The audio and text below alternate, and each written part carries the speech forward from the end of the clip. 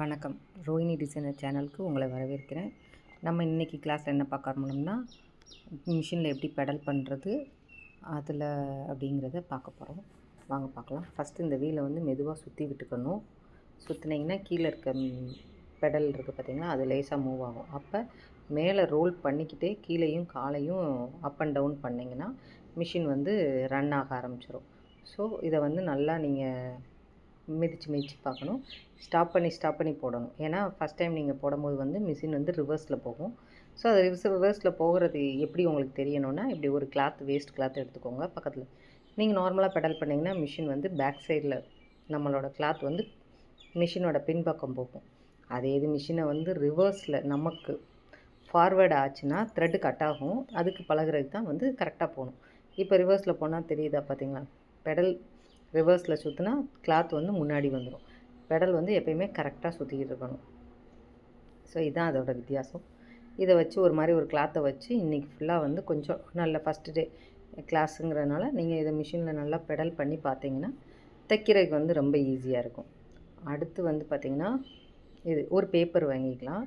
நம்ம அடுத்து அந்த பேப்பரில் வந்து எப்படி தைக்கிறதுன்னு பார்ப்போம். இதில் வந்து கொஞ்சம் நேரம் இதில் நல்லா கிளாத்தில் போட்டால் மிஷின் நல்லா ரன்னிங் உங்களுக்கு கரெக்டாக பேக் சைடில் போச்சுங்கிறத கவனிச்சிக்கோங்க. அடுத்து ஸ்ட்ரெயிட் போட்ட நமக்கு லைன் வந்து கோடு போட்ட பேப்பர் ஒன்று வாங்கிக்கோங்க. அதை இப்படி கிளாத் மாதிரி வச்சுட்டு அதில் அந்த ஸ்ட்ரெயிட் லைன்லேயே ஒவ்வொரு ஸ்டிச்சாக மெதுவாக பொறுமையாக தைச்சி எல்லா லைனையும் தைக்கணும்.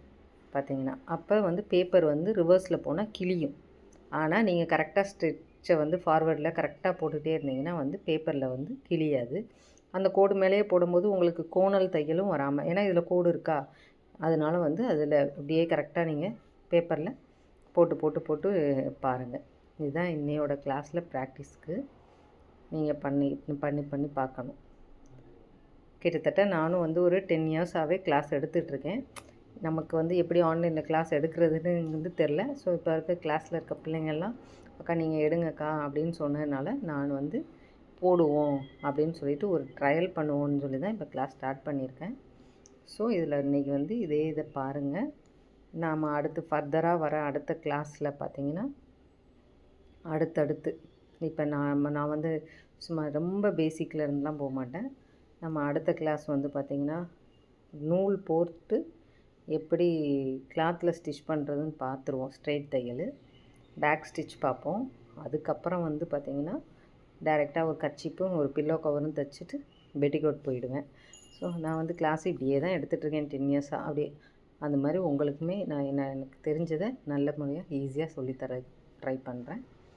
இது வந்து நல்ல பெடல் போட்டு கிளாத்து எப்பயுமே கிளாத் வந்து பார்த்திங்கன்னா அந்த பக்கம்தான் இருக்கணும்.